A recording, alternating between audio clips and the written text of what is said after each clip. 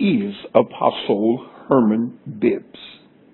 I want to share something with you that every time I read it, I get excited.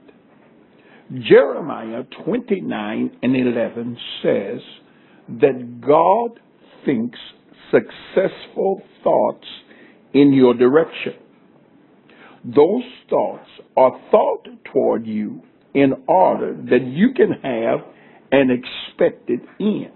So you can expect that if you think the thoughts that God send in your direction, you will have a successful end. Now, so several things are important. It is important that I position myself in order that I can receive those thoughts of success that God is sending my way.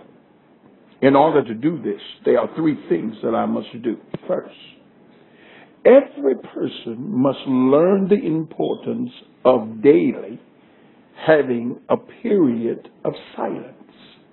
The Bible says study or learn how to be silent, at peace, calm. Every day you should just take a little time, pull away, and be silent. Secondly, understand the power of meditation. Meditation, by definition, is mental exercise.